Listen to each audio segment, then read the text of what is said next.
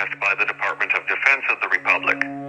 At 2 a.m. Eastern Standard Time, multiple unidentified objects were confirmed to have entered Earth's atmosphere. It is speculated that these objects are of extraterrestrial origin. The broadcast will quiet at this time for your safety. Continue to carry out the following instructions.